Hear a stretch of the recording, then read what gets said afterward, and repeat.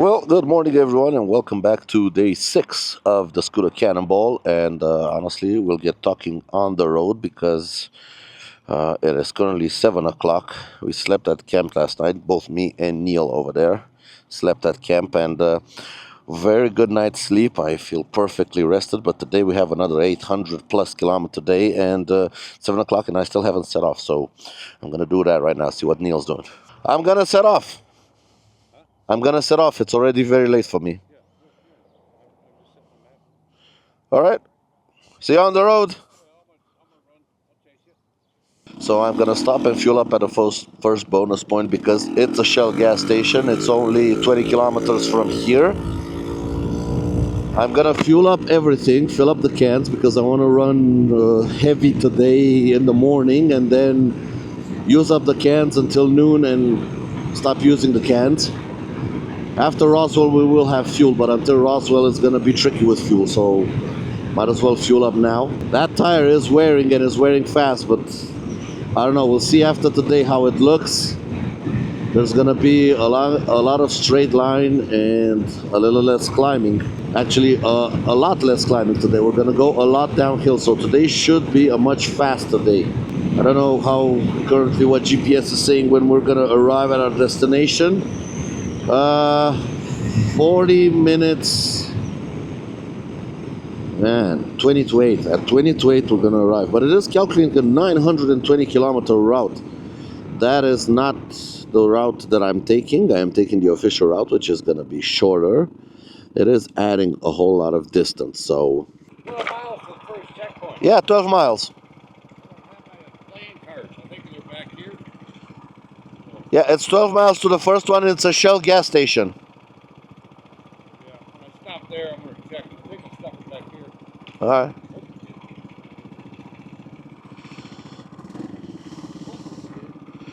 Hopefully.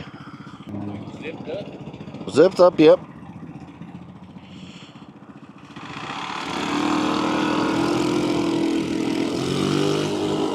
I'm gonna let Neil get in front. He runs a little bit faster than my Scoot. Plus, I'm also managing tire wear. My Wilson this morning, he dropped out.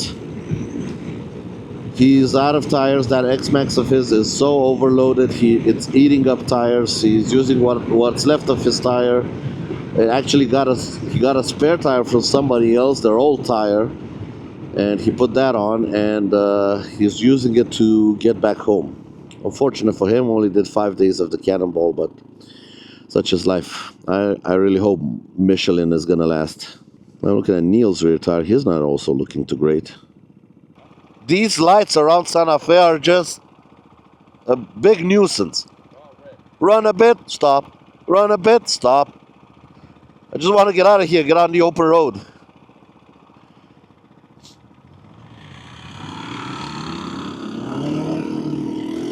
Yeah, we saw even coming into Santa Fe. These lights, they all turn green at the same time, and so you leave one, by the time you get to the next one, it's back to red. So you just run a bit, stop, run a bit, stop, run a bit, stop. Only, see, that one's green. Are we gonna make it?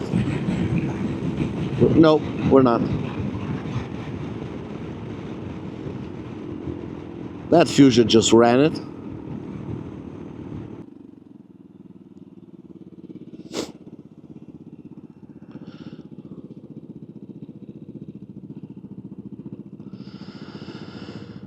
Green, green, green.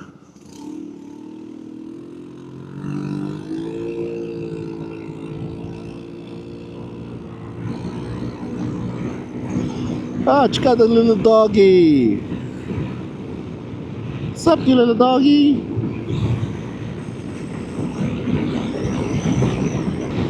Ooh, we're gonna make this one. We're gonna make it green. Ooh-wee! Made it! Here we go, this is where I gotta pay attention. We're heading south to Madrid. Yep, we're heading south to Madrid. Welcome to Spain, everyone. Spain, Santa Fe, New Mexico. Or Spain, New Mexico. We are heading to Madrid.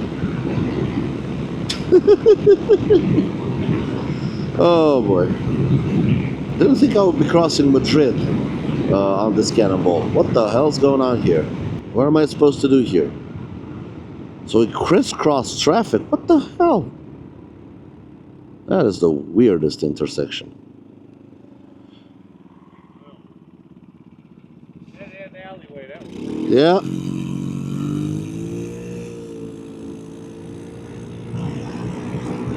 So now we're in England on our way to Madrid in New Mexico.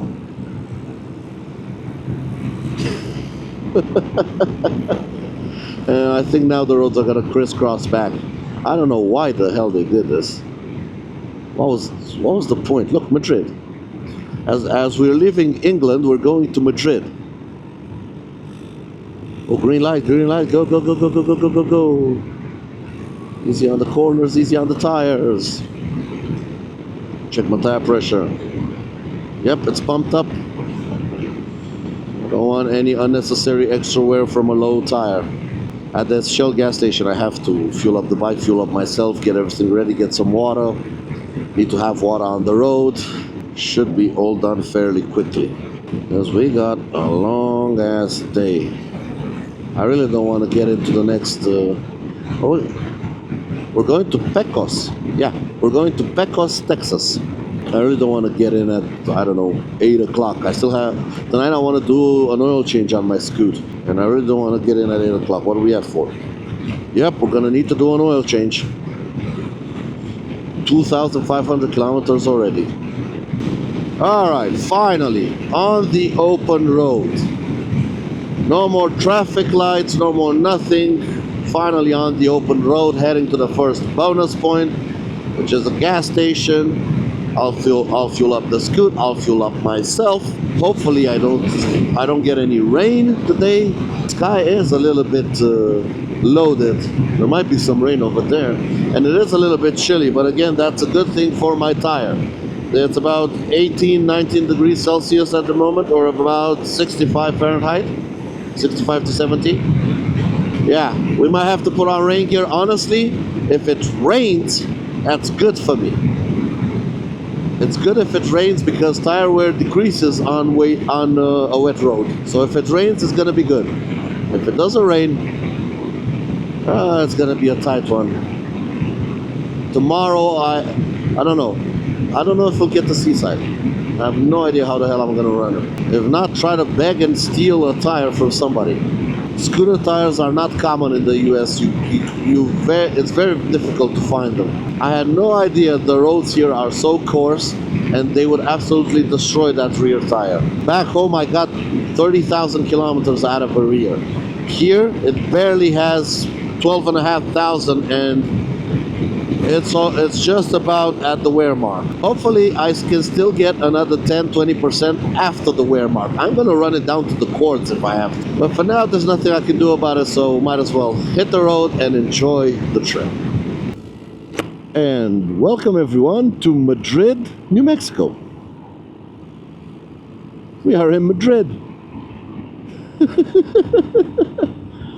So this is Madrid, New Mexico, and there's a forklift in the middle of the road. Alright. This is an interesting little town. But New Mexico is interesting in old school Americana. Mailboxes. And that was it. That was Madrid, New Mexico. And we're back on the open road. Open the tabs, get the speed up, cover the miles. My GPS has updated a little bit. I did stop at the Shell gas station. I fueled up. Stupid me. I forgot to take my scoring photo. Went about 2 kilometers down the road, turned back, took the photo, came again. So currently my GPS says at 10 minutes to 8 we will be arriving. That's not an hour I'm happy with. I would love to get there before 7 o'clock, but I don't think it's doable considering how much distance we have to cover. It says we still have 854 kilometers to do. We actually have a little bit less than that because I am going to do the route. The GPS is telling me to some bonus points, go to them, and then come back. I'm just gonna do them because if there are dirt roads, from what I see here, dirt roads in New Mexico are pretty good. They are fast, they are well maintained, Hopefully the unpaved sections are going to be the same as what I have already seen. And now out onto the open road. We're still at altitude. What are we at? 1,900 meters. We are going to start dropping, but we're going to stop dropping about 300 kilometers in. Currently it's going to be a little bit of climbing, a little bit going down, a little bit of climbing, a little bit going down, and then at about 350 kilometers we're going to start going down properly. That should mean good fuel mileage for me. Yesterday Donnie got like 3 liters per 100 kilometers. Running like this fully loaded, that's some very good mileage. Slow going up the hill, but at least it gives us time to admire the scenery. Absolutely beautiful. And rain clouds gathering. Scenery is beautiful, but rain clouds are gathering. Double-edged sword. For me personally, I wouldn't want rain, but I know for my rear tire that's good. Rain would be good. Didn't think it would come down to this. I'm a little bit disappointed in that rear tire. Well, I guess you live and learn. This is my first Cannonball, and we're on the second day. We're almost to the end of the Cannonball, and that's what another thing is extremely frustrating. If I don't make it because of that rear tire, how disappointing would it be for me to come all this way and not finish because a rear tire goes out on the last day? That would be it would be the worst. I don't know how I'm gonna take it. It will be the worst. I am gonna, if push comes to shove, like I said, I'm gonna ask around, see who has a rear tire, even a worn out tire. Something I can put on the back and I can roll on with. Oh, that is beautiful. Oh. The way you can see the valley down below, surrounded by the mountains. Beautiful. Absolutely gorgeous. And the way the road just climbs through a cut in the mountains. A little pass here.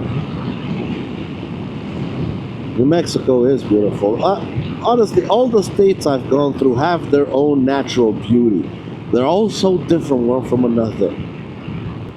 It just amazes you. And at the rhythm we're traveling, covering distance, you just go, it's sensory overload. You go from one to the other, to the other, to the other. One after the other, it just amazes you. It is absolutely beautiful. I would recommend doing the Cannonball once in your lifetime at least. But be prepared. And bring a rear tire, no matter what you think. This rear tire of mine should have lasted all the way back to Bucharest, and I don't know now if it's going to last to South Padre. Granted, on the first few days of the Cannonball, I was railing it through the corners and never once looked at it because I was so certain it would last. I didn't check. Good thing at the end of day 4, I checked and I was like, oh crap. Why is it so worn out? So now I'm checking it constantly, taking pictures and comparing them. From yesterday's start to today's start, it hasn't worn out all that much. Honestly, very little wear. So I am, fingers crossed, I am hopeful it's gonna last the distance. At least to South Padre. I am more than happy with trailering Donnie back to Houston, but I want to get to South Padre on its own power. The engine is still running, the transmission is running good, variator and everything, knock on wood, they're all still running great. I never thought a tire would be my Achilles heel. We'll see. We'll see if Michelin pulls through or lets me down. It's gonna be interesting. Until then, oh, whoa, whoa, whoa, check it out to the right. Where you can see for 30, 40, 50 kilometers in the distance, that's just beautiful. Can you imagine the settlers 200, 250 years ago coming through here and seeing that? Absolutely amazing. Here's a fun fact. GPS is saying we are entering old Route 66 again. Old US Highway 66. Yes, we are. I wasn't expecting to be on Route 66 again. So there it is, Route 66 on the road. So I was on Route 66 in Arizona, and now I'm gonna go on Route 66 in New Mexico. That's nice. Got my sticker down there with Route 66. Yep, left on old US Highway 66. James F. McGrain Jr. Memorial Highway. So it's Deputy Sheriff James F. McGrain Jr. Memorial Highway. This is a thing I've seen through the United States. Every highway, just about every highway, is a memorial highway. They dedicate their highways to everybody. Everybody who's been a police officer, an army, whatever. It's like we build statues in Europe. Here they dedicate highways. It's an interesting way of seeing things, but I don't think a highway is that much of a dedication. But if it works for you guys, it works for you guys. Might be my European brain not conceiving how a highway can be a memorial highway. And this is old Route 66, so it wasn't built in his name. They just said, okay, we'll take this section, and now this is Memorial Highway for Deputy Sheriff James F. McGrain Jr. If you really want to remember it, build a statue or something, or a memorial. Don't just take an existing highway and say this is a memorial highway. I mean, this is old Route 66. I'm pretty sure it existed here before Deputy Sheriff James F. McGrain Jr. I don't know, I've never heard the name, but I'm pretty sure he didn't live before Route 66. But otherwise, this is a completely different section of Route 66 than I have ridden on. Much more different and much higher altitude. What is it? 2,000 meters almost. Although it is completely repaved. You know, when you think of Route 66, you think of that Arizona landscape. That deserty landscape. That's the Route 66 we have been told exists. That's how we remember Route 66 from all the movies and everything. This may very well be Route 66 because I know Route 66 came from Chicago, so it can't be all deserty from Chicago to Los Angeles. But the Route 66 I remember is the one in Arizona. That's the one I'm familiar with. That's the one presented in all the movies. This is a different part of Route 66, and it just goes to show Route 66 we like to remember as some kind of romantic thing. It's portrayed in movies and everything. But in essence, it was just a road. Nothing more, nothing less. A very significant road before the interstate system, but still just a road that traversed the United States of America from Chicago to Los Angeles. Sure, it connected the country. It did a very important thing. But all the romance that has been added afterwards on it, probably a bit invented by us just to make it more interesting, because in essence, it is just a road. A lot of things happen on this road, and that's the people's stories, not the road story. The road is just a road, and it's here, and we use it. The people make the stories. The people live the events. I have a few more cannonballs. I'm gonna find a place to whiz them by. Well, I'm glad his PCX is still running. He took a tumble yesterday, and not a very nice one. He lost the mirror on the right-hand side, but if the bike's still running, man, run it. So yeah, like I was saying, the people live the stories, make the stories, live the moments. So we should be remembering the people that have made Route 66 what it is today. Not necessarily the route itself, although a road trip, a scooter road trip from Chicago to Los Angeles, taking nothing but Route 66 would be absolutely awesome. I know a lot of sections of Route 66 no longer exist, but I think you could make a journey, a route that follows as much as Route 66 as possible.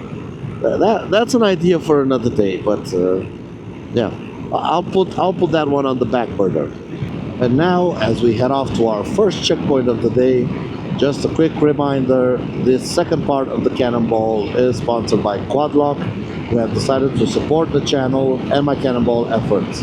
I have been using Quadlock for about 5 years. It's a company I truly recommend. Everybody who asks me what kind of phone mount should I get for my bike, for my car, for my bicycle, for whatever, boat, RV, whatever you have. I have been using Quadlock both for my phone and for my action cameras. They have been 100% reliable. They stand by their products, and their support is second to none. So, if you're looking for a phone mount, an action camera mount, whatever kind of mount you're looking for for your phone, for your RV, for your motorcycle, for your bicycle, whatever, check out Quad Lock. Links are down in the description below, and get yourself the type of mount that you need. I am currently using the mirror mount here with the wireless charger, the 12-volt wireless charger, to keep my phone charged while I ride. And also the 360 mount. I have made a 360 mount setup for my action camera right here, that even on this bumpy road, it jiggles a little, but not enough to offset the image stabilization of the camera, and you can get a perfect image every single time. So visit Quad Lock, and thank you Quad Lock for sponsoring the second part of the 2025 Scooter Cannonball. And we are about to reach checkpoint number 1. We're looking for a cemetery gate. It's going to be in 5.7 kilometers. Currently I have the fuel light on, and I have 214 kilometers on this fuel tank. I am hopeful that I make the checkpoint so I can fuel up with one of the cans at the checkpoint. I might run short 1 or 2 kilometers before the checkpoint. I don't know. It hasn't been all downhill from when the fuel light came on. It's been downhill, uphill, downhill, uphill. You can see the scenery is basically, we go down, we go up, we go down. Now it's just down and flat. So, fingers crossed. New Mexico is starting to get flat. We still haven't started dropping. We're still at 2,000 meters of altitude. That's going to be in about 100, 150 kilometers. We're going to start dropping in altitude. For now, we're stable at about 2,000 meters. And just look at the open range here.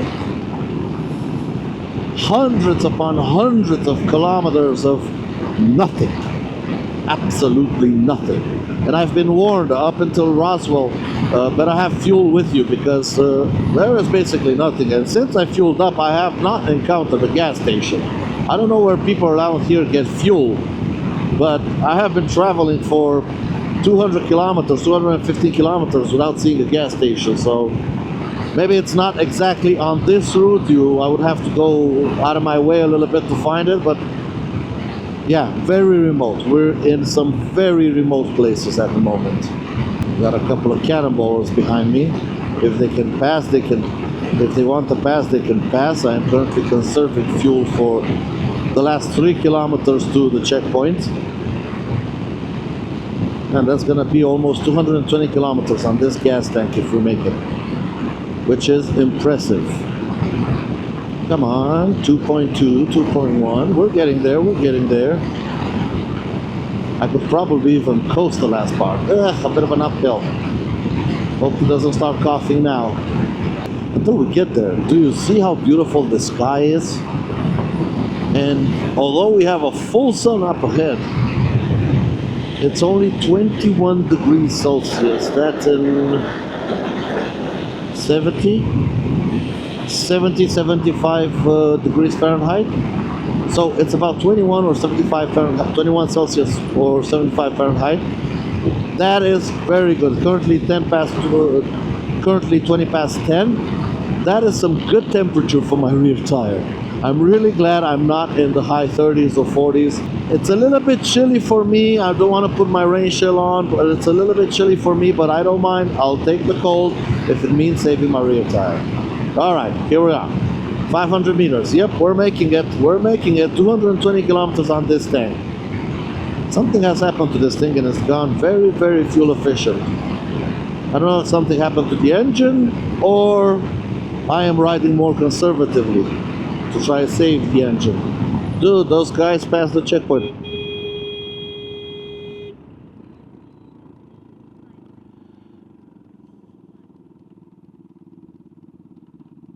Those guys passed the checkpoint. Alright, anyway.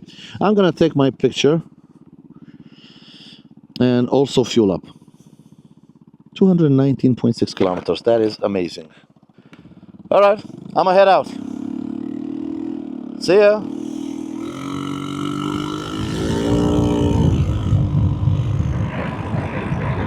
Alright, that was it. That was the checkpoint. Fueled up Donnie with one of the fuel cans. definitely was low. The fourth bar, the last bar didn't light up. Usually lights up when I put a fuel can in. It was very low on fuel. Now we're gonna head off. Let's see, where are we heading? Bring out the cards.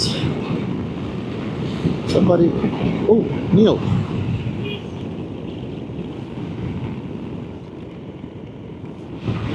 I hope he was okay. Checkpoint 2. Now, bonus point 4. No scum allowed saloon. Take a photo of the no scum allowed saloon. Your photo must show the brick and wooden storefront with porch, gravel parking, etc. We got, let's put this back in. How much? I think we got about 70 kilometers to go to that one. Yep, 76 kilometers, and as far as I know, it might be even a gravel section or an unpaved road section. I'll see when I get there. There it is on the map. Yeah, Osman is saying go to it and then come back and do a detour. I'm sorry, I'm not doing that. I'm saving my rear tire. So we're gonna take the absolute shortest possible route. The scenery, unfortunately, while it is beautiful and grand, it is gonna be a little bit boring riding these straight roads, nothing but straight roads for miles upon miles upon miles upon miles of straight road. That's what it's gonna start being like in the southern part of New Mexico and Texas. So yeah, gotta get used to it for the next couple of days. I hope Neil was alright. I think I see him behind me, coming up behind me.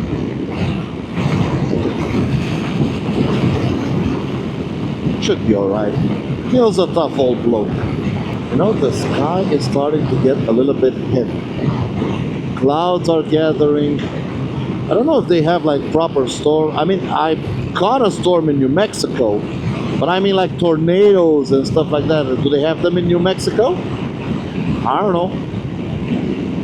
What I got caught in going up to Seaside, that wasn't a tornado, but damn, was it ever close. I mean, gusts of wind and amounts of water that fell. Just something I'd never seen before. Hopefully we don't get caught out in some kind of weird storm, because that's not fun, okay? I rode through one huge storm that in hindsight I probably shouldn't have tried to ride through it, but I rode through it. Okay, I got through.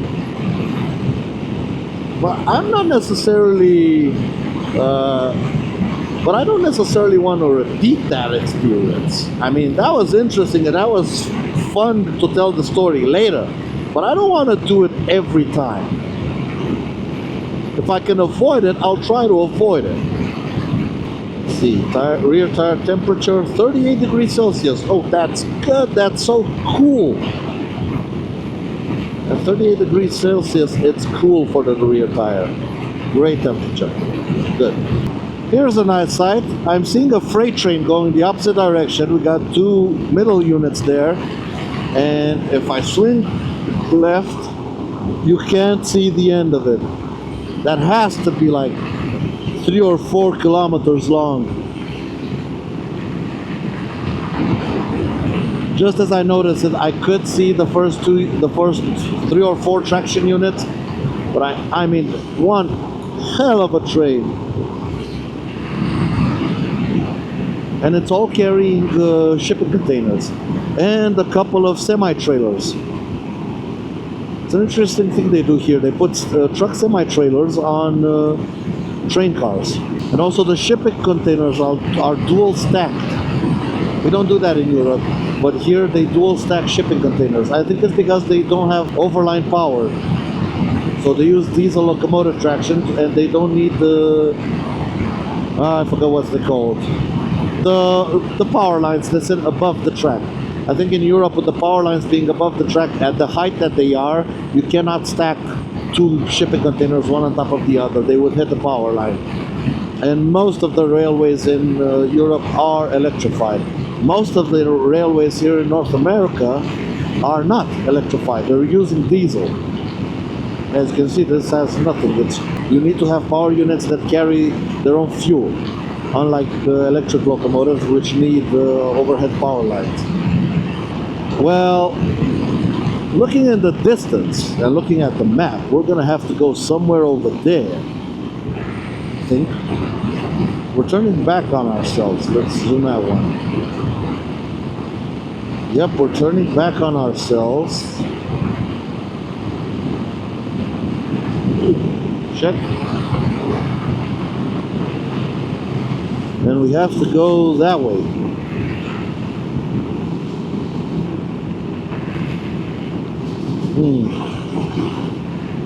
I think there's a bit of rain over there, or it's gonna start. And that's a gravel road. Oh, I don't know if I want to do that. Okay. The GPS is saying to backtrack, but I don't want to backtrack. Backtrack 15 kilometers, then do a longer route, add 30 or 40 kilometers to the route. I don't want to do that. I want to shorten it as much as possible. All right, we're gonna chance it. I think this is a section that said unpaved road, so we are going to chance it. Okay, where's the turning? Holy crap, it's this one.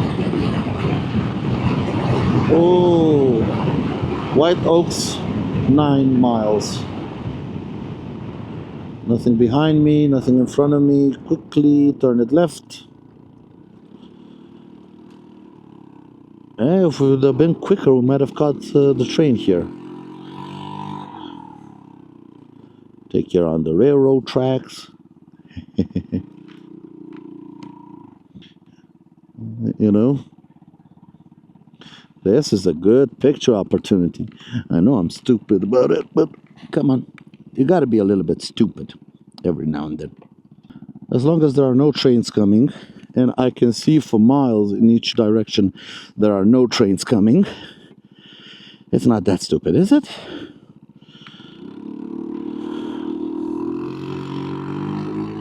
I'm steaming up in my helmet.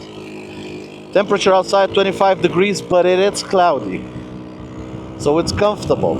It's a nice 25 degrees. This is perfect riding weather, and I'm so glad it's like this. It is helping my rear tire survive.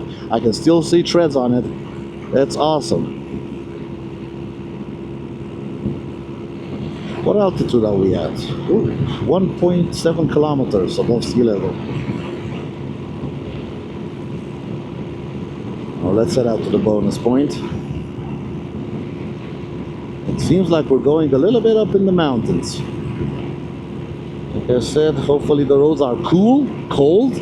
Not gonna wear my tire out, but hopefully I don't get any rain on me, because I really don't want to put rain gear on.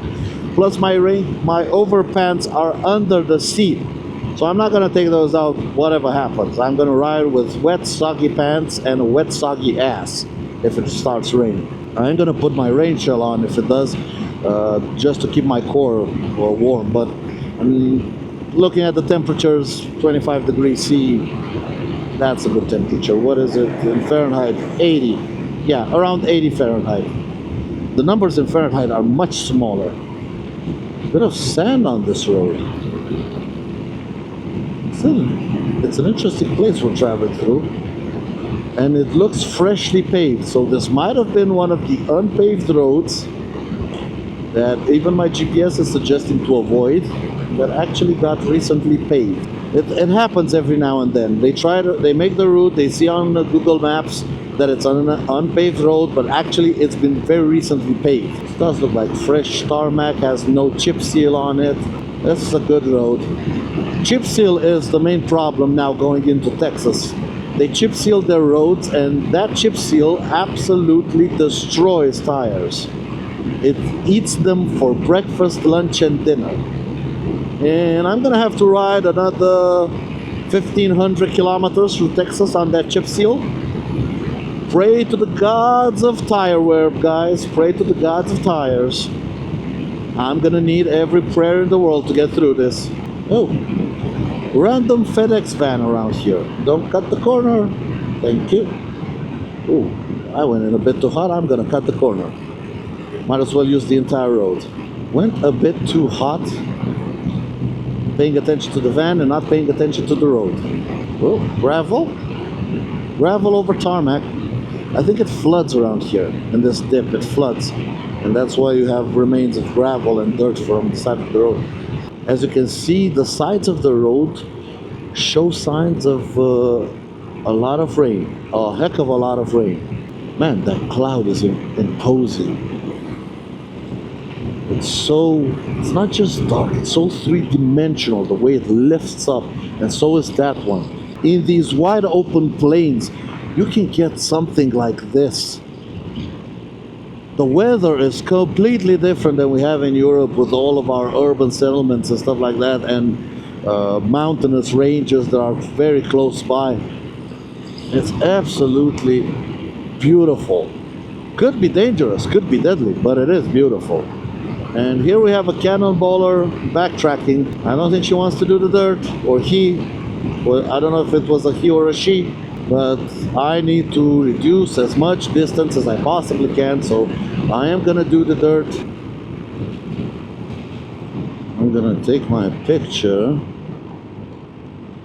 Where is it? Where is it?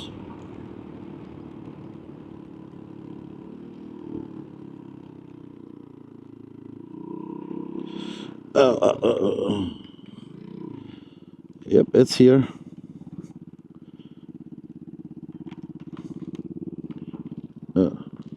This is not good. You know what? I'm just gonna leave it here and take my picture. Let's see, what do we got for the picture? And head out quickly because the rain is starting. Should have moved faster. No, it's this one. This No Scum Allowed Saloon. Right, take the picture. Quickly now, Alex, move it.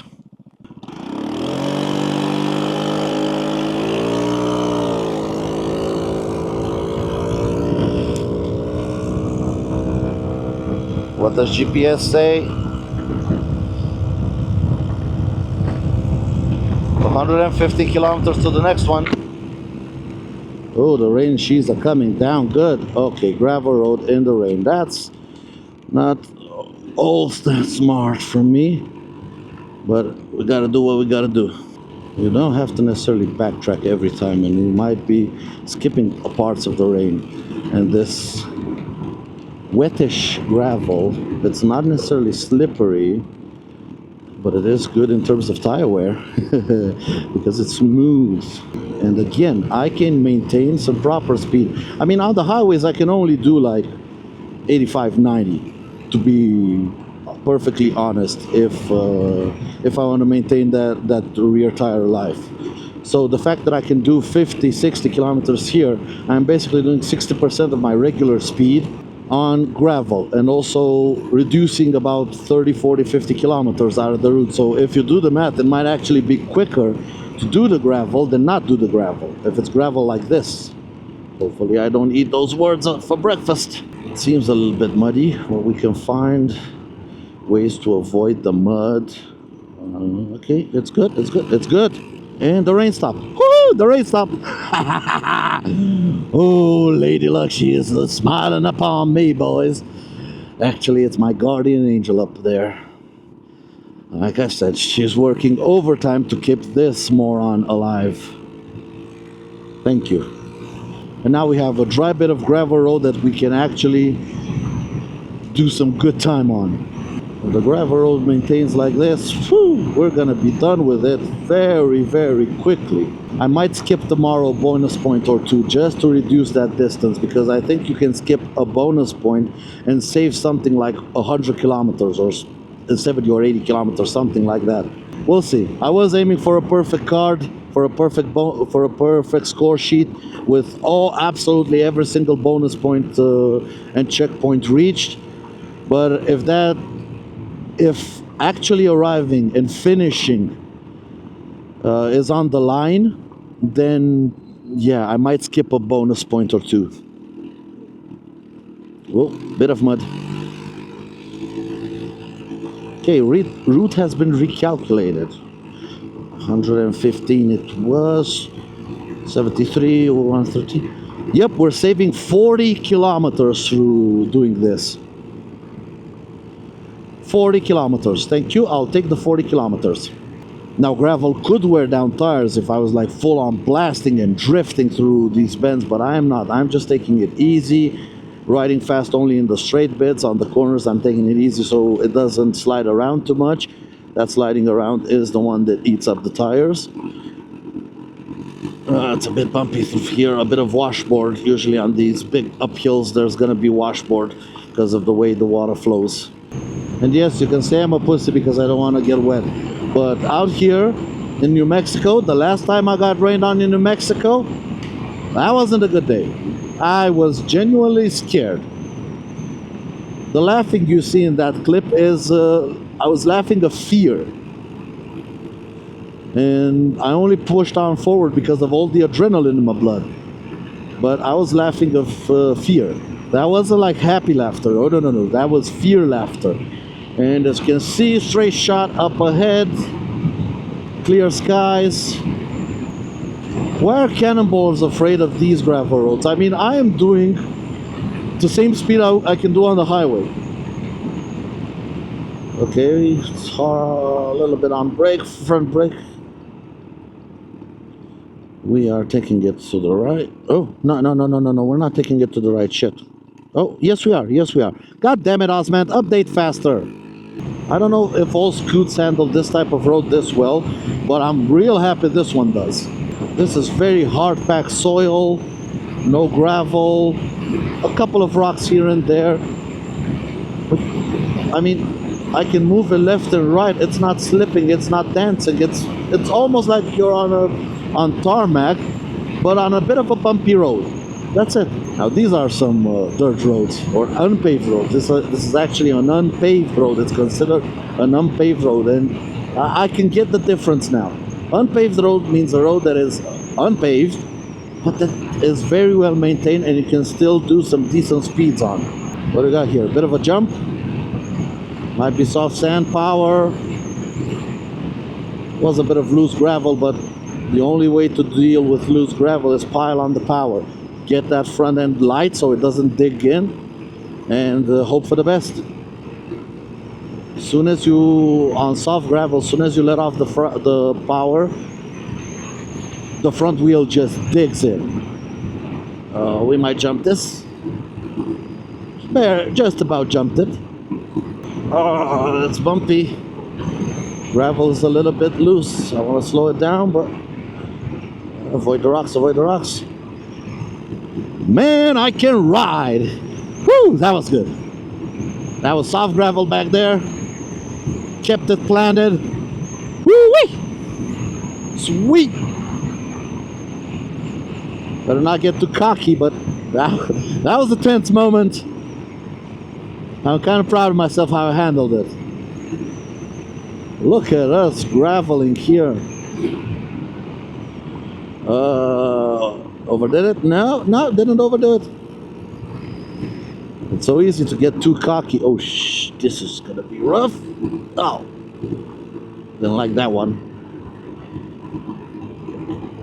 That's good. We're getting it done. Oh, slow it down. It's a little bit loose here, even though it's a straight shot. I don't like when it's that loose. Oh, bumpy. Yep, it's a little bit loose, and I do not want to use the rear brake. And that's it. That is no. Oh shit! I saw the scale grade and the color. I thought it was going back to pavement, but no, we're still on gravel. But this is better. Lean the bike in. You stay upright. That's how you turn in gravel and slippery situation. A lot of people that do off-road told me this. Whoa. Look at the tracks. Shit, somebody bent it. Or everybody was riding hard and they were hard on the brakes. So some people are trying to go even faster than I am. Yeah, you gotta be wary of that. I wonder if people are looking and seeing this. What the hell are they thinking when they see a bunch of scoots blasting down this gravel road at 70, 80 kilometers an hour, 40, 45 miles an hour, even 50 sometimes. Maintain momentum up the hill. This is a pretty steep hill. This is real steep. I'm wide open. But usually after a steep incline, then comes the descent. And you gotta be very careful once you summit, because you might overcook it. You see, again, I think I see scooter tracks going to the right. You can overcook it. Oh, I'm catching up to somebody. A truck, some scoots. Oh, looking at the road ahead, we still got a lot of gravel to do. I hope these scoots are gonna let me pass because they're going way too slow.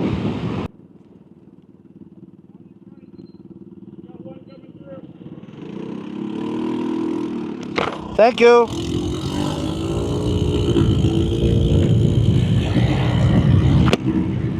Yep, I don't know. Those were 3 scoots and their support vehicle. I don't know what they're discussing. Maybe they're discussing turning back. You've already done 18 kilometers of this shit. Probably another 10 to go. So just go for it, man. But then again, I don't know how those Vespas handle this kind of gravel road. I'm doing fine. I don't know on 12-inch wheels how it would be. There's a big difference on surfaces like this between a 16-inch front and a 12-inch front. Those things might be very twitchy on a surface like this. What? Gravelly. Shit, that was loose on the brakes. Woo! Again, man, I can ride. Blowing my own horn here, tooting my own horn. We've already done 20 kilometers. Holy crap, what is that storm cell building to the right? Uh-oh. That might be trouble in terms of rain. I might end up putting rain gear on. Oh, mud. Power through and hope for the best. I was too fast and it was too slippery. By the time the front end tried to tuck under, it got back on dry stuff and gripped up. That was my only solution.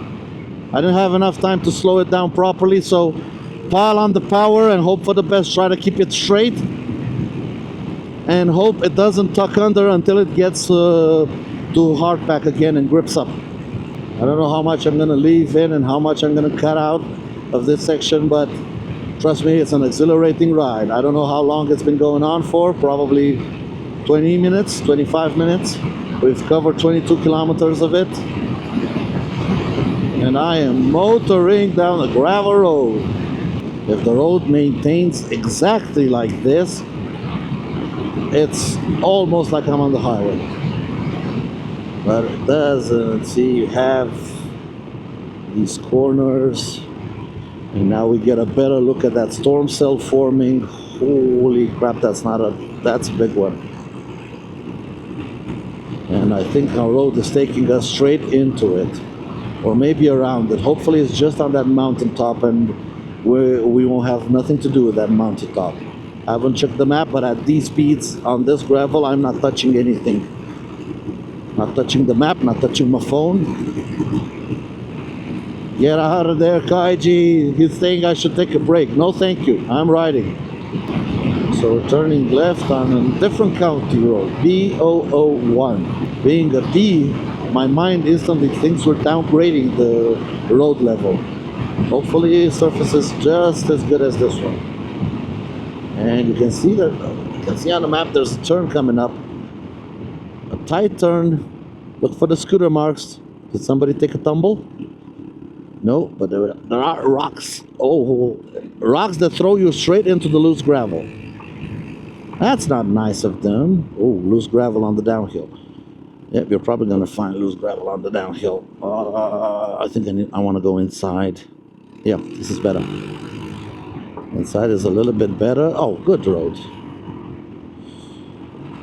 And now punch it down the hill in a straight line. Let it run over the rocks, jump over them. Okay, we're turning right on a different county road. B001. We might be done with it by the looks of things. I see US Highway 240 right over there. There it is. There's tarmac. We are done with it. It was 26 kilometers of it. We are done with it. And we have reduced our distance, total distance for today by 40 kilometers. Hell yeah.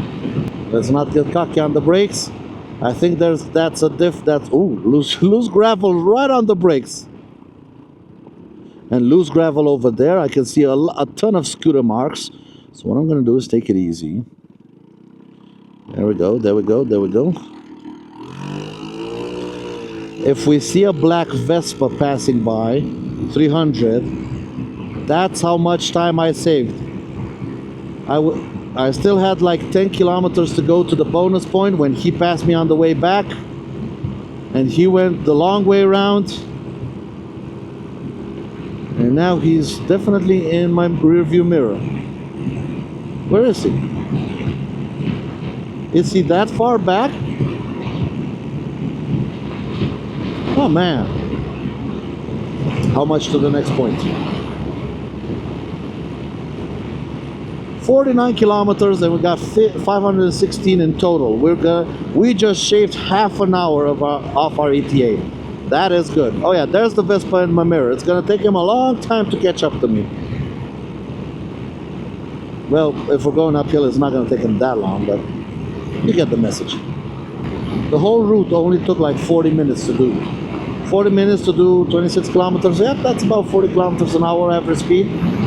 Not bad, not bad. 40, 50 kilometers an hour average speed.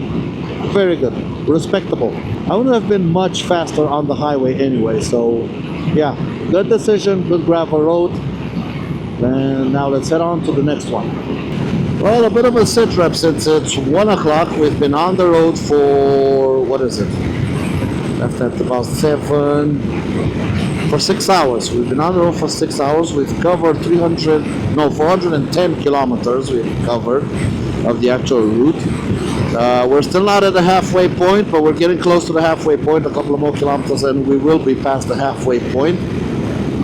Another 6 hours from now puts us at the finish line at about 7 o'clock. That's decent, that's respectable considering we left at 7. 12 hours for this kind of distance is about 830, 840 kilometers, I think it's going to be. It is respectable. Whoa, wind. I am looking at the sky, it is dark. If I don't get rained on today, it's going to be an absolute miracle. Temperature is good at 29 degrees Celsius. My tire temp is good at 37 Celsius. Just have to take it easy on this chip seal in the corners. I don't want to scrub the tire too much. Ask too much grip of it. We are now heading currently into Roswell, New Mexico. And yes, we've been to Roswell before. About 2 weeks ago, we passed through Roswell on our way up. This time we will not be stopping in Roswell. We'll just be blasting through. And we are heading to bonus point number 5, Bottomless State Park entrance. Take a photo of the Bottomless State Park entrance. Your photo must show the stone pillars and park name sign.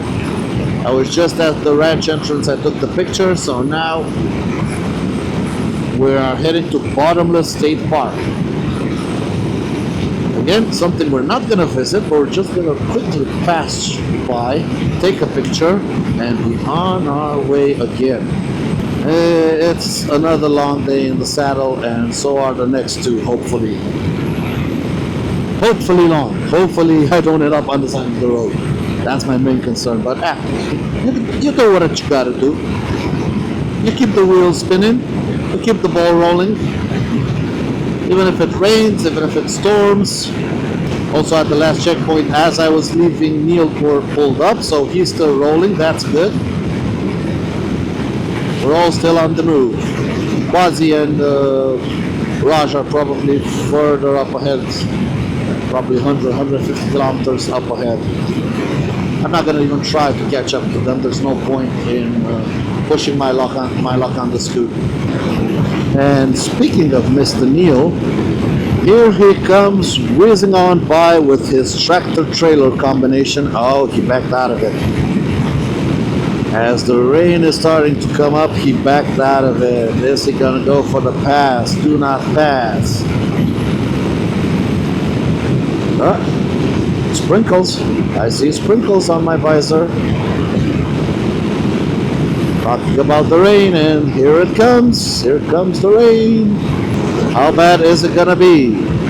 If it keeps on sprinkling like this, on the map it's a light blue, so it means just a light little sprinkle like this. No big thunderstorm, no huge quantities of rain falling down that I can see on the map.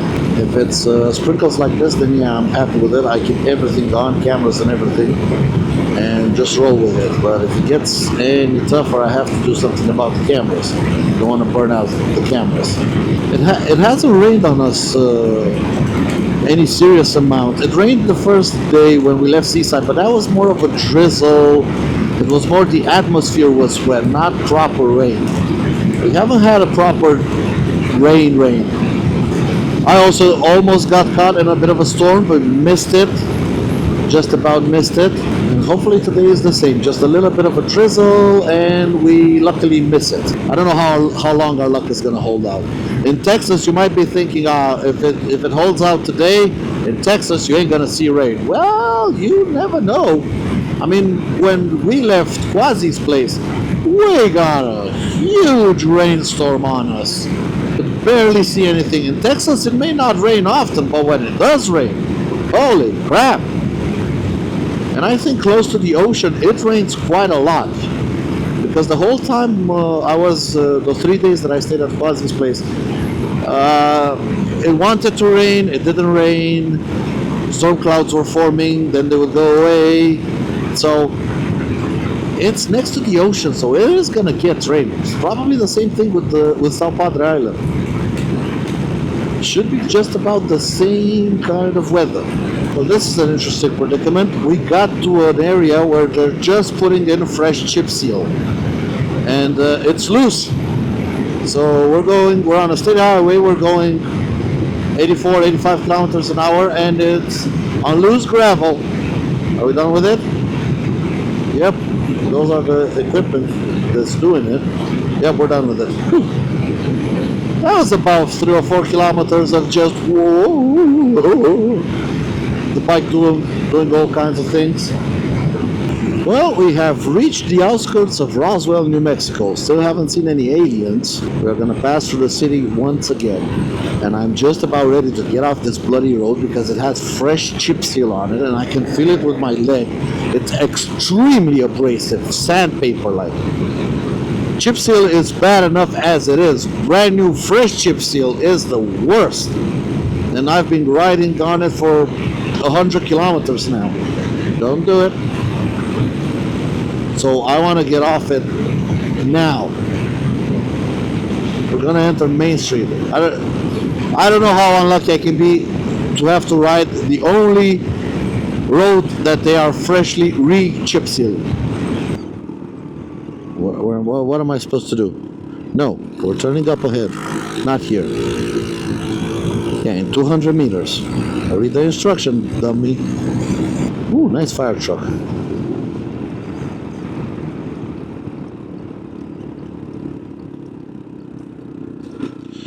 Main Street, Roswell Main Street. Oh yeah, smooth roads. We have a Panda Express here. Oh, that's food, right? And in about 4.6 kilometers, we're gonna have to turn a left. But look what we're gonna pass by. The McDonald's in the shape of a UFO. What are people doing? Why are we driving so slowly? Oh no, this is a different McDonald's. I got a Bronco Raptor behind me. 460 kilometers done today, and we still have, it's still showing a little bit much because I still have to do another shortcut, but we have 401. We actually have about 370, 380, something like that. And you would think 370 is a lot, but honestly, there's a little alien. The way I've been riding the past 6 days, 370 sounds like, I don't know, a weekend ride. a short weekend ride ever since I left today, and also pretty much yesterday all day. I have not been using the rear brake unless it's absolutely essential, because I do not want to use the rear brake at all. I want to reduce as much as I possibly can the stress on the rear tire. And I know I've been blabbering about the rear tire a lot, but that is the make or break of this trip at the moment. Well, these cars are all banged up. Seriously banged up. Side swipes, a lot of side swiping going on around here. Car wash with aliens and a little UFO up there. It's funny to me how everything in Roswell is alien themed. They milk this alien tourist thing to the max. Everything has aliens on them. Well, not completely everything, but every couple of businesses you see one with a little alien, a little UFO, a little green something, green writing. Welcome to New Mexico MI. I don't know what that is. NMMI. Oh, we're not going all the way through Roswell. Oh, or we could. This thing is saying it's more efficient to do a left here. Alright, we'll do a left here. We've already been to the McDonald's and everything. Let's see other parts of Roswell. Come on, stop sleeping.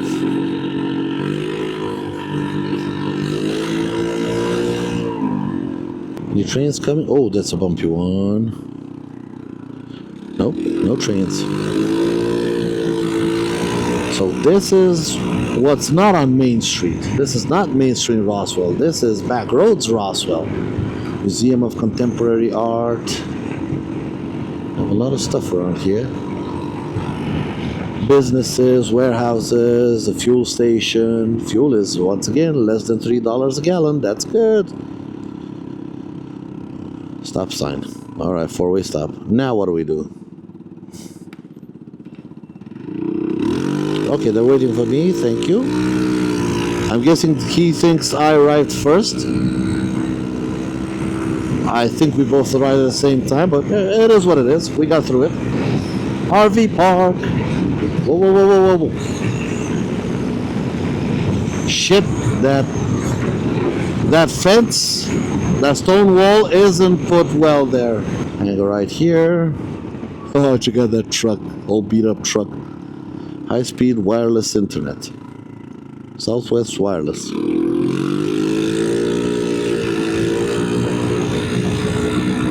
Another RV park. A lot of RVs in Roswell.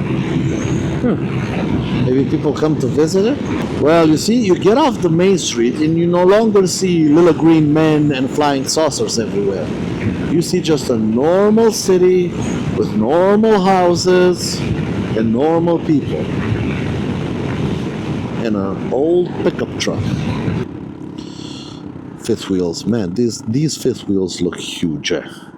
To me, coming from Europe, these fifth wheel RVs look absolutely huge. And we have caught up to the beat up truck. Now that's a work truck right there. Gonna stay there? Alright. I'm gonna do this because I think you are slow. It is basically falling apart. Let's quickly get 14 kilometers to Bottomless Lake Park. And that was Roswell. This is the outskirts of Roswell. This is the other part of Roswell that we didn't see when we came through it the first time. Trailer Village RV. That's like a whole neighborhood made out of RVs. You love your RVs here. Granted, looking at them, I would love them too. We just don't have stuff that big back home, unless you want to get your commercial license and you want to get a converted coach or a truck. That's the only way to get anything like that in Europe. Welcome everyone to Bottomless Lake State Park. Now I don't know if I have to pay anything or what. Yep, putting on rain gear. He stopped at the sign but didn't want to put on rain gear. So I took my picture at the entrance. And now we're going to ride through Bottomless Lake State Park. Now, I don't know where the bottomless lakes are. I don't see them anywhere. But as you can see, I have completely chickened out and got my rain pants from underneath the seat. And I am fully prepped, rain ready.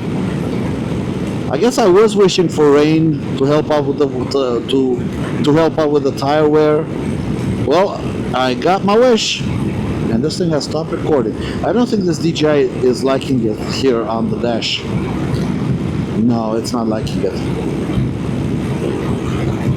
It's probably the vibrations and everything. It doesn't really like being up here. Might be shaking the battery around. Like I was saying, I completely chickened out. I put on my wet weather gear. I am completely ready for a catastrophic, cataclysmic rainstorm that should make the road wet and slick and slippery so it does not wear out my tire. We got 350 kilometers to go. I am going to be searching for a fuel station very in the near future.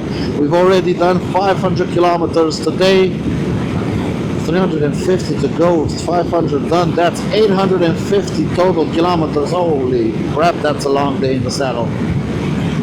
Yeah, this Bottomless Lake State Park doesn't have necessarily the best possible road. Hasn't been maintained in quite some time, but I cannot slow down because we need to make some good time. What's our current ETA?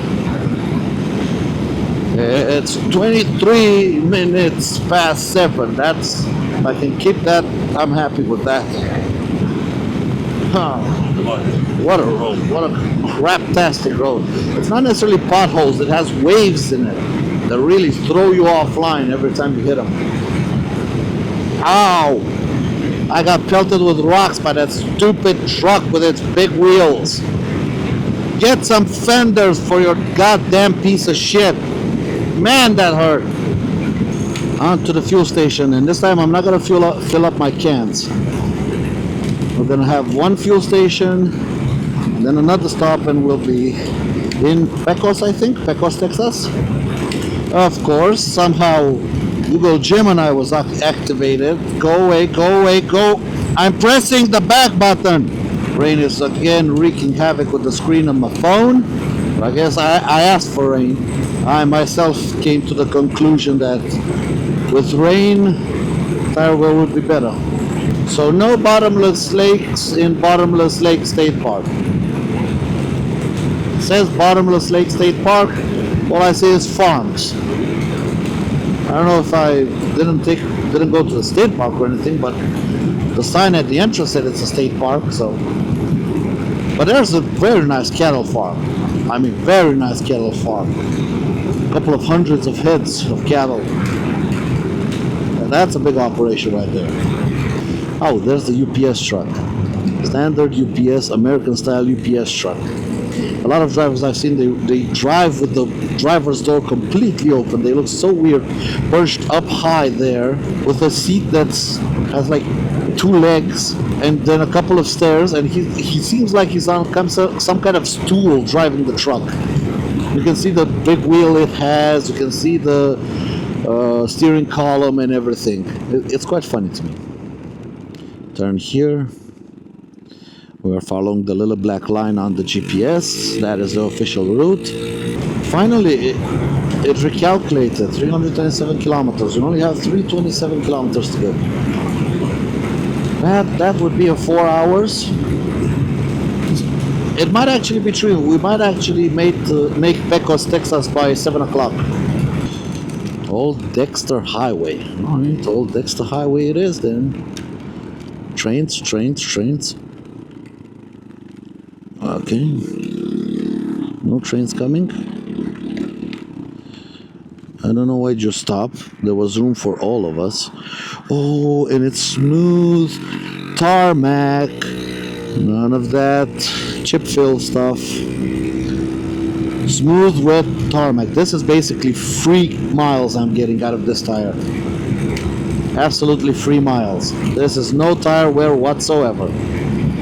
So, onwards to the next checkpoint. Well, we are back on the New Mexico roads that I have seen before and I am used to. a lot of oil rigs, smells of oil, and dead straight.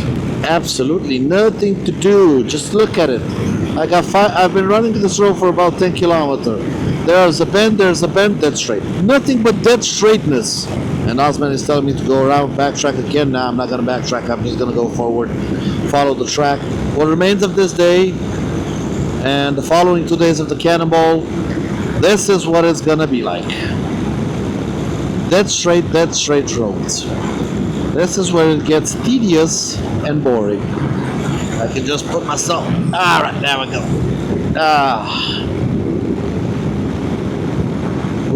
I'm in an armchair, relaxing. Anything behind us? No cars behind us, no cars in front of us. Just relax.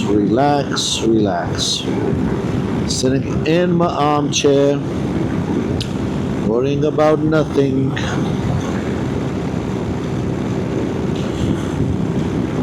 I gotta check out this DJI because it is constantly failing. I think it's the vibrations. I mean, what happens if I take it off of here and not die?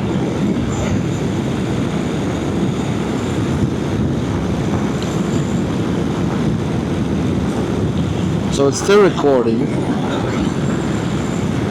Now it's probably recording fine. You can even see me. But I cannot see the front screen. There it is. You can see me. Yeah, I'm sorry guys, this is boring.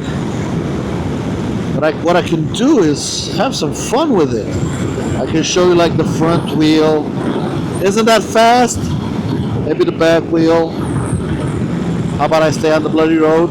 The back wheel as it's wasting itself away. See? This is me riding through New Mexico.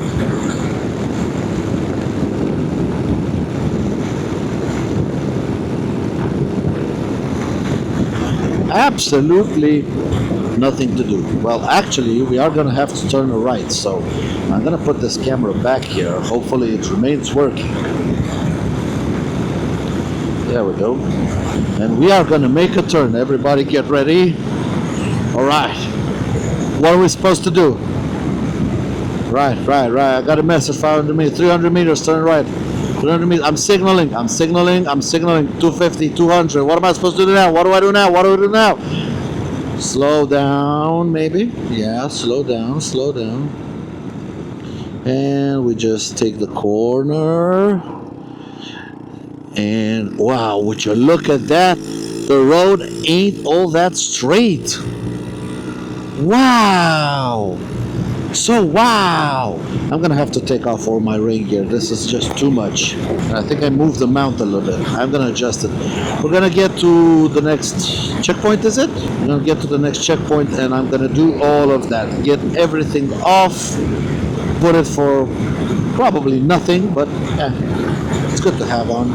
And then hit the road for the last bonus point, which is gonna be the Texas sign. And that's when we're going to be entering Texas, and we are not leaving Texas again except by plane.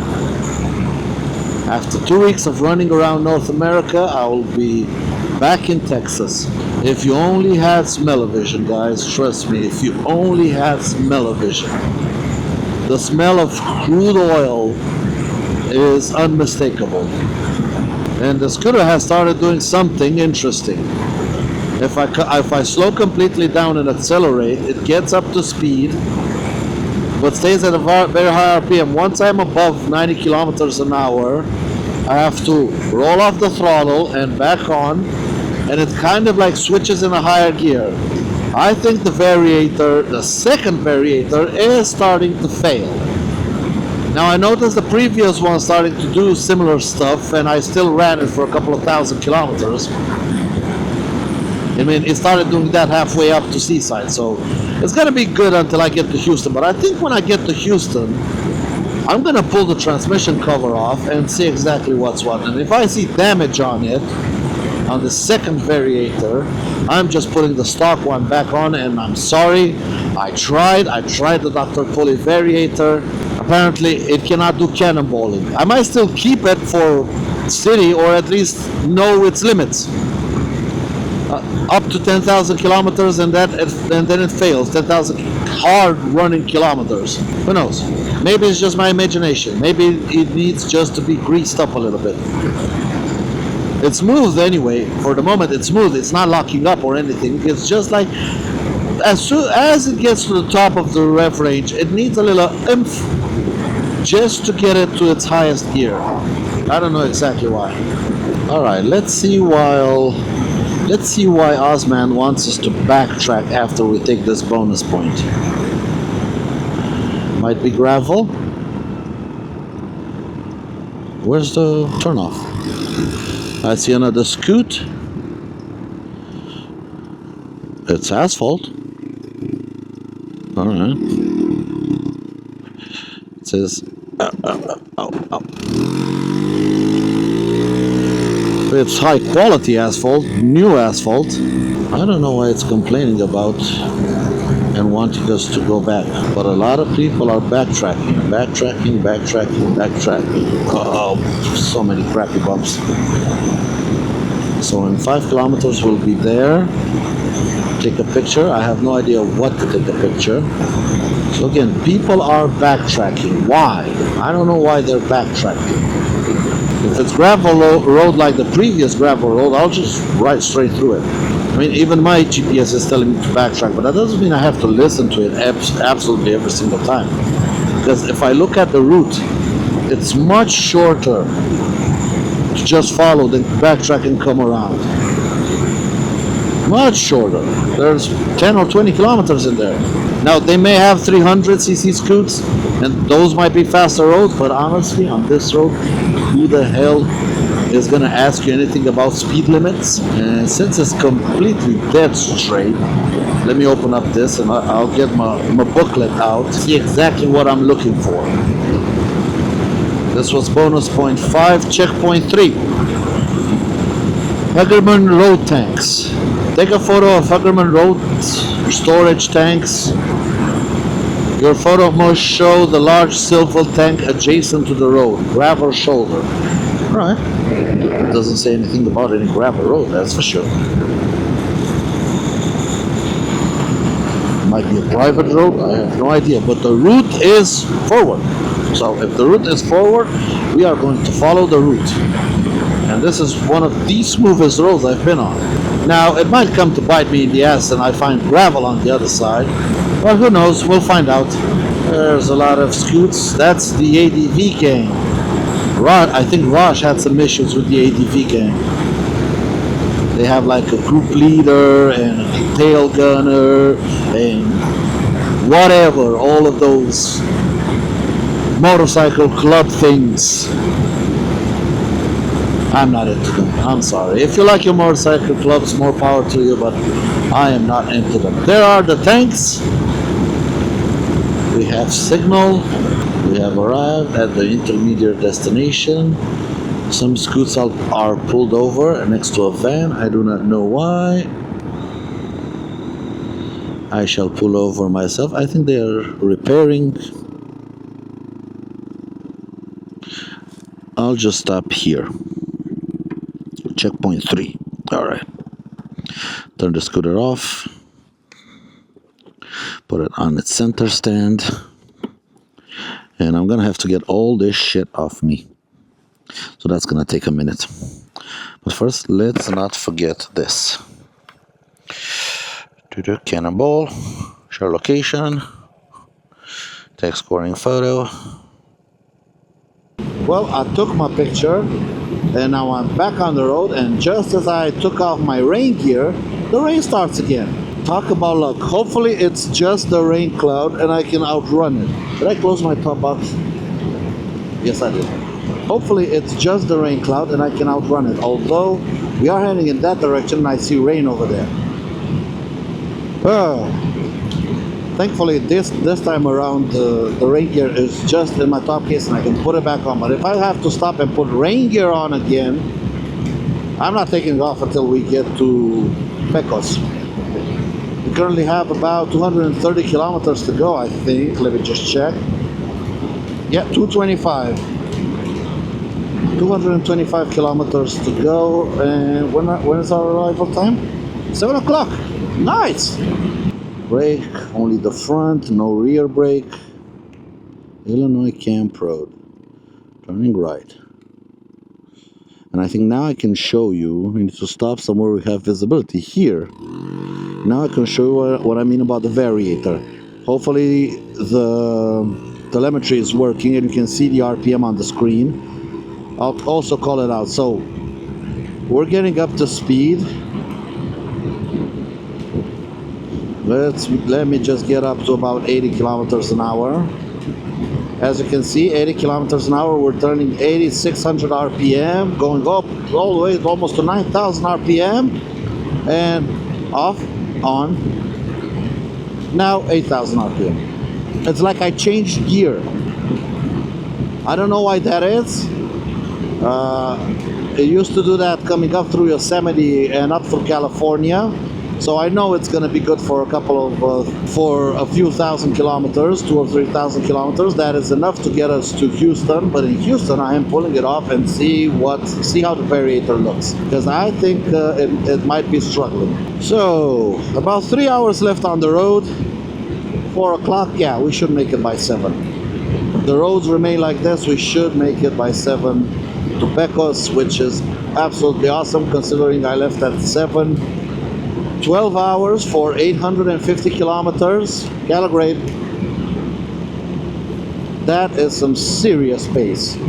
And I didn't even try to hurry. I actually tried to manage my speed, manage my tire. We have dropped in altitude. We are just at 1,077 meters of altitude, and we will continue dropping over the next day, because we have to get to seaside and get back to sea level.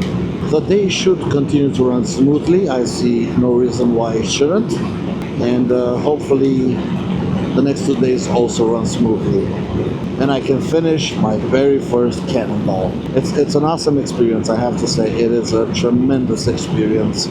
I'm so happy I have the opportunity to do it, even with all the problems with the exhaust, with the tire wear, with the variator grenading on the way up to seaside. It is still a tremendously awesome experience, and I am so happy to be able to have this experience. Hopefully in 2 years' time you guys will join me for the 2027 Cannonball. For that one, I do plan on taking the ADX 125, and who knows, I don't know if I'm going to run competitively or not. I have a small thought about trying to run competitively. For now, I didn't run competitively, and yeah, I'm doing good in the standings, okay? I'm not bad. I'm like in the top 20%, even though I'm not trying to run competitively, and I'm on a machine that isn't competitive considering the handicap and the power and everything. And yet I'm still managing to do pretty good. So we'll see. But 2027 is pretty far away, and for now I am concentrating on finishing this cannonball, having a successful cannonball, reaching the end. That is the most important thing. I don't places, that's just a game I play. The true important thing is making it to South Padre Island in Texas. Well, we're about 3 minutes away from our last bonus point, 6 kilometers.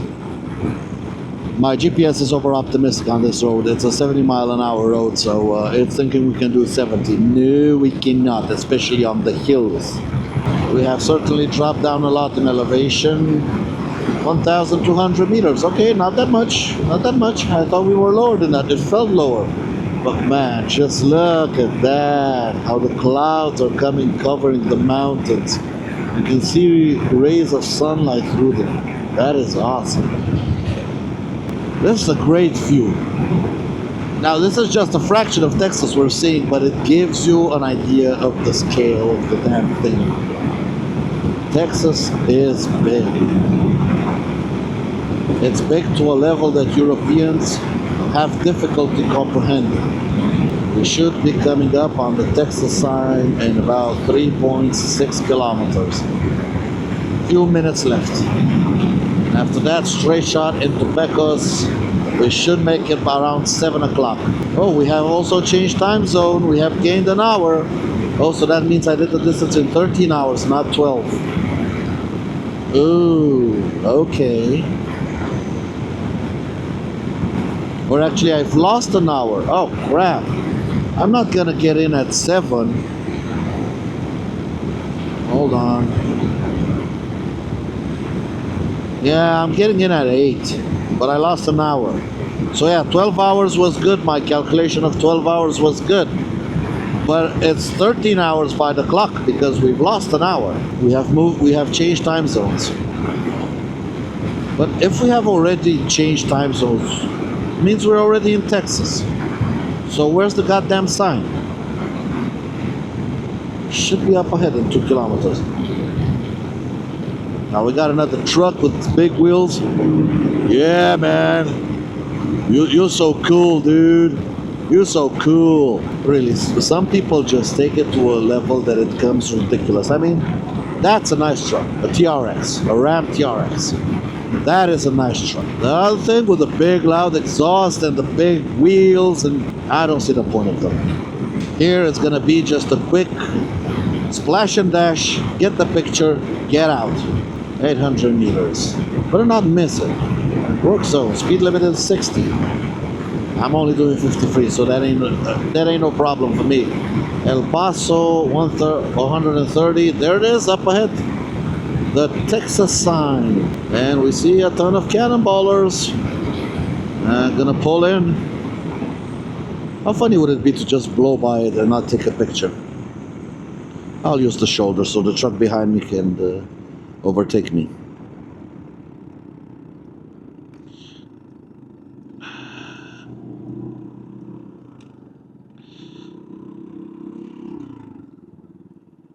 Drive friendly, the Texas way. All right.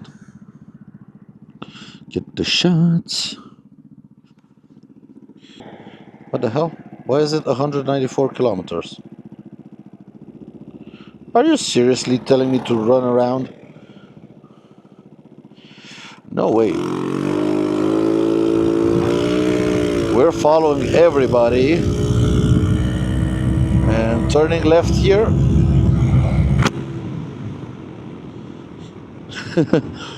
He overshot his left-hander. That's it. 134 kilometers left to go. 1 hour and 49 minutes. And that will be day 6 in the bag. And we are back in Texas, my boys. We're back in Texas. Yeehaw! I don't know if Texans do that, but I do that. Entering Central Time Zone. Yes, I know. Well, my clock has switched back. I think my Google phone can't make up its mind what time it is. We have to add an hour because it's Texas. So I also gotta change my kaiji. Oh, roadworks. Time. It should be UTC -5. Don't do this while riding, peeps. I am a professionally trained moron. There we go. Now back to the navigation. Gonna let them go by. They're on 250s. I'm also gonna check my bushing again because I'm feeling it a little bit wonky.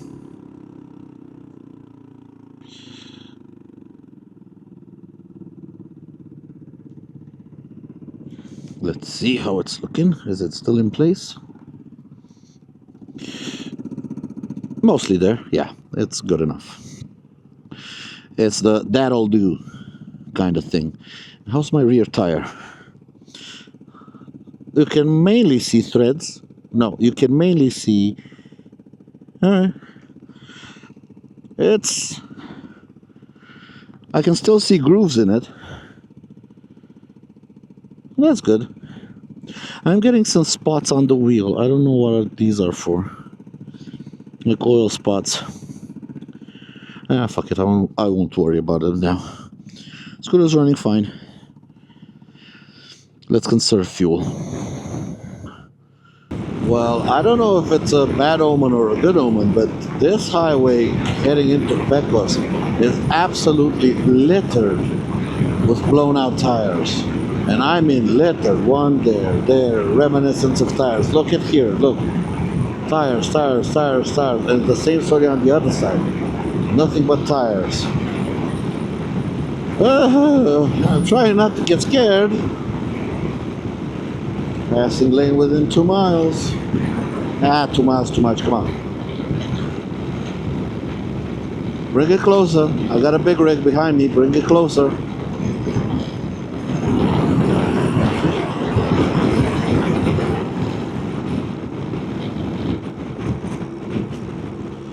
Nah, didn't give me a horn. Come on, man.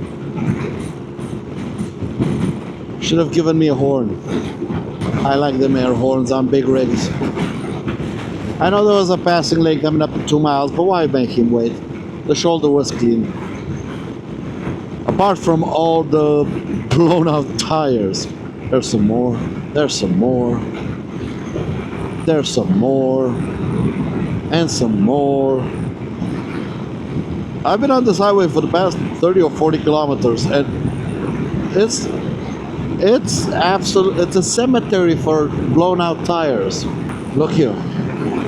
Shredded to pieces. And I don't know why it is, because this highway is super slick and slippery.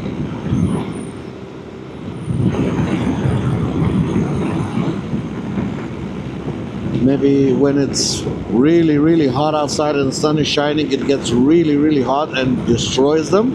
I don't know. Hopefully tomorrow and the day after tomorrow the weather is going to be like this, nice and cold.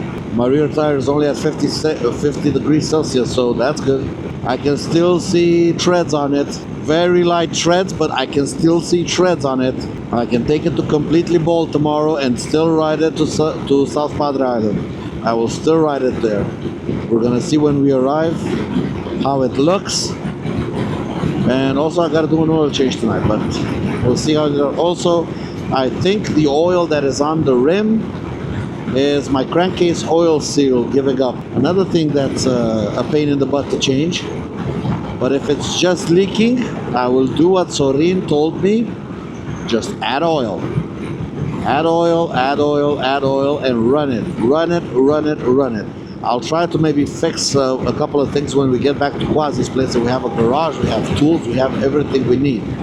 I'm not gonna open everything up in a hotel parking lot if the scooter still runs. If he runs, I'm gonna run him like this. Yes, I know some other parts may break, I don't care. Right now, after riding for 12 hours, the last thing I want to do is open up the transmission.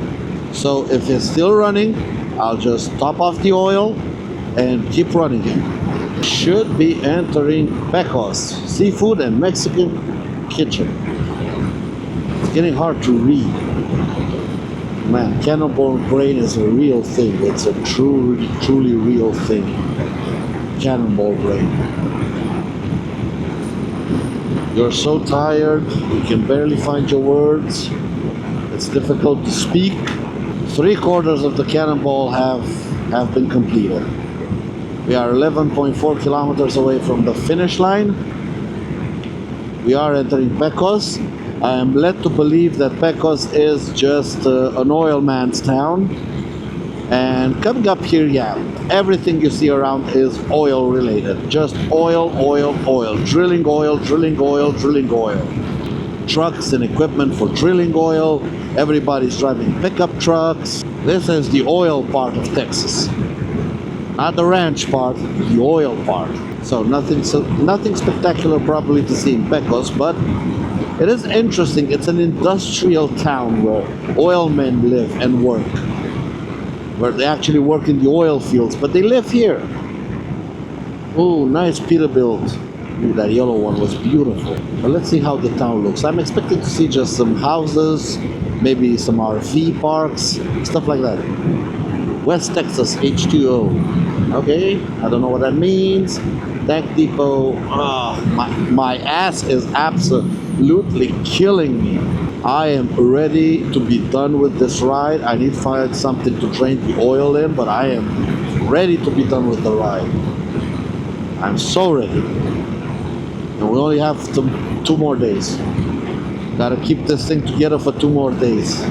Although things seem to be falling apart, he's been riding fine. I mean, he's been getting down the road, getting very good fuel economy.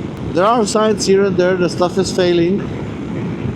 And yet the scooter is still getting down the road, maintaining its usual highway cruising speed. Same fuel consumption, even though we're currently running 151 degrees Celsius on the oil temp. And here's one of the work trucks I was telling you about. For the past hour, I have been passed only by these kinds of trucks. Not like the pretty boy ones. Whoa, whoa, whoa, whoa, what is that guy doing? I thought he was gonna go for it. But yeah, not the pretty boy kind of trucks. These kinds. Work trucks. Oh, shit. Well, he just ran it. Could have just ran it myself. A brake. Yep, just a few spots on the wheel. Yeah, not gonna worry about that one. Just a few spots means a few drops. Nothing to worry about. We don't need that where we're going. Let's pass the Kenworth T680. Again, work truck. Dirty, dusty.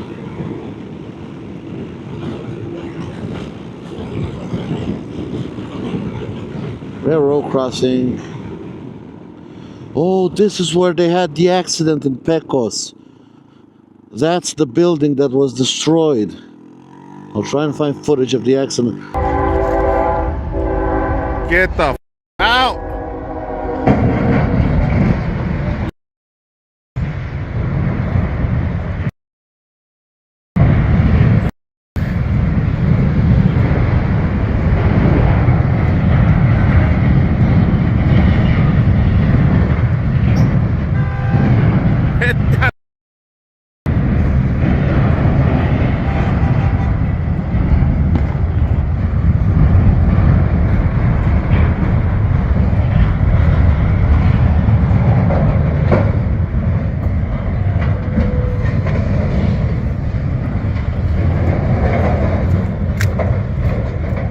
Holy!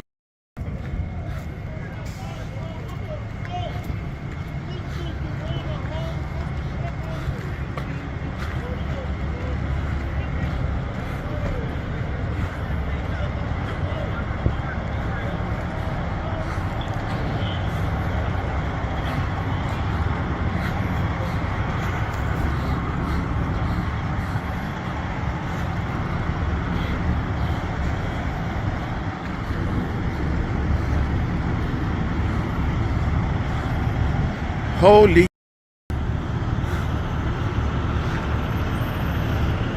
A truck got stuck on the rails and a train absolutely obliterated.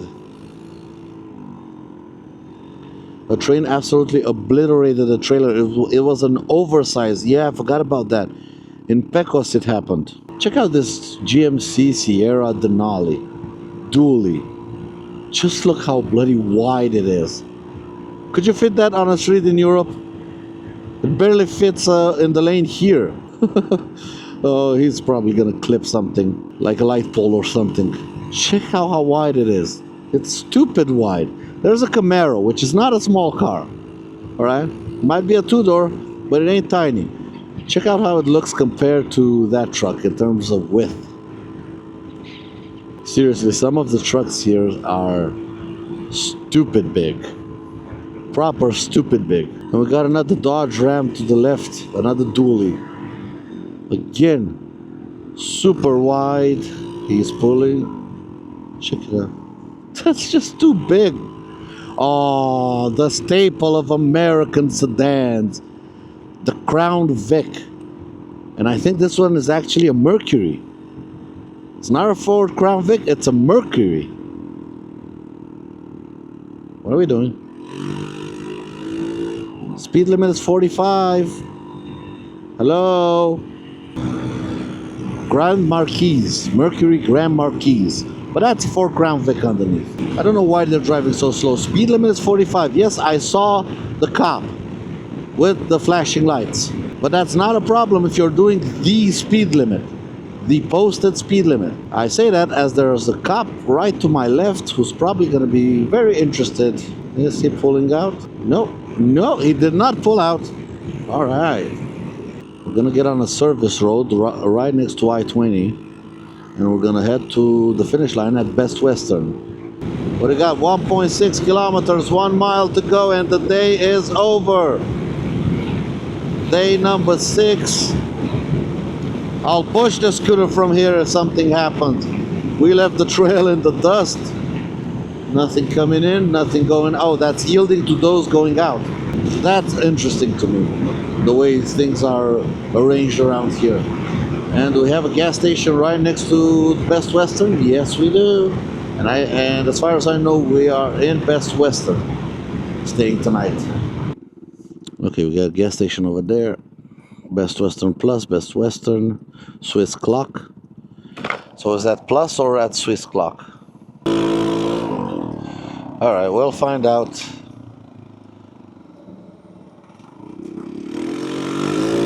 Oh, that's the entrance right there.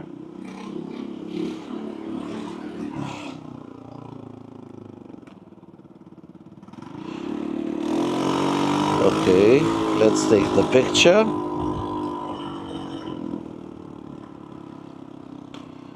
And we have arrived. Are the scorekeepers here?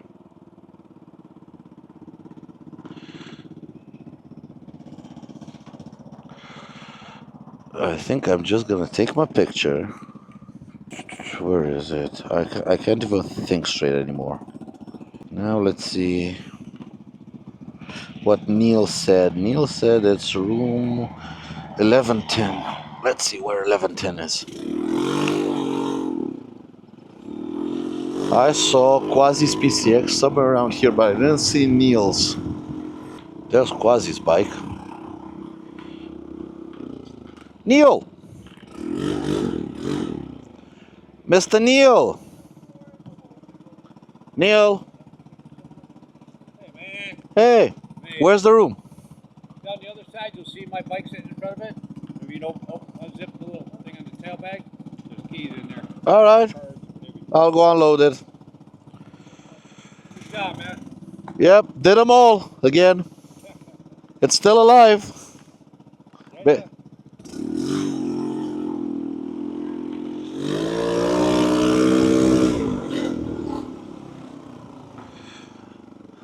Making a racket in Best Western.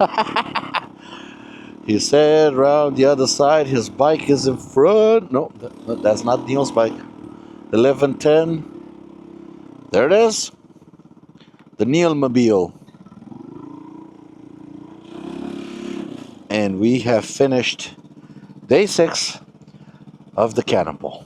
Holy crap. Yep,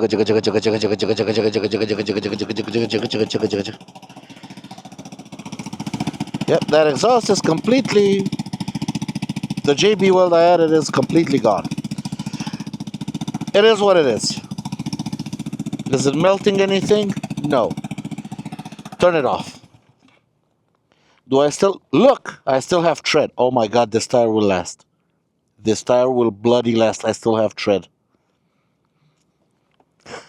This tire will last.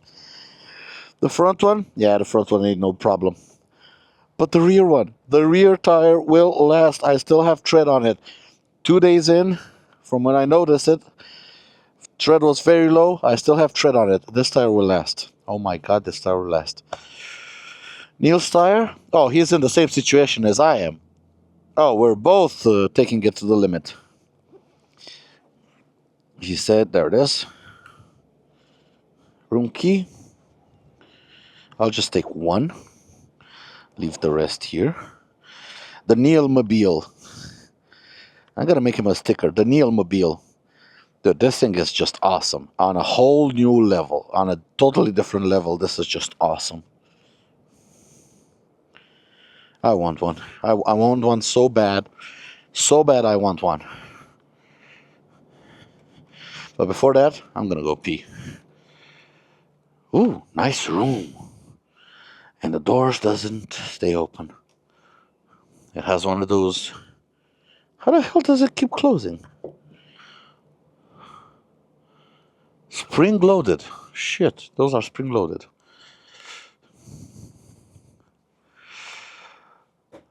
Nice room. Oh, very nice room. Check it out. That's awesome. Big TV. All right, gotta do my oil change and everything.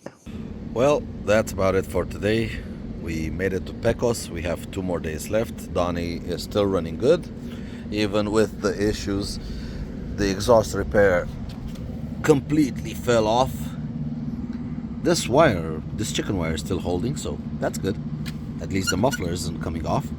I did my oil change on this hand side. On left hand side, I can see a bit of oil dripping out of the transmission case. That means it's coming out of the engine. That is not good, but it's something I'm not gonna worry about. And in terms of tire, yeah, she's looking pretty thin, but I think she'll hold. She's gotta hold. She ain't that bad if you look from a distance. But yeah, that has been it for today. We've done 830 kilometers today. Long day in the saddle, about 12 hours. Tomorrow we have about 800, although tomorrow is supposed to be the longest day at about almost 900, but I saw a little trick we can do to shorten it by about 80 kilometers. And I'm gonna do that, and I'm still not gonna miss a single bonus point or a checkpoint. I'm gonna be riding alone again tomorrow because the guys want to skip the bonus points. They just want to go to the checkpoints and get to the destination quicker. I think it's Kerrville, Texas, something like that. Yeah, but I have a perfect scorecard after 6 days, so I want to do them all. I want to try to get a perfect scorecard at the end. Currently, I am in 22nd place in the class and about 43rd, I think, overall. So it's looking good. I'm making a good impression here. But but yeah, that has been it for tonight. Thank you all so much for watching. Thank you to the people who have supported this project in getting me and Donnie over here in the United States. The people who have shared the videos, liked the videos, subscribed to the channel, donated for the cause. A lot of you have donated, and I thank you all so much for your donations. And I hope to see you in the next one. We got 2 more days of hard riding to do. Until next time, take care out there, everyone, and ride safe. Bye.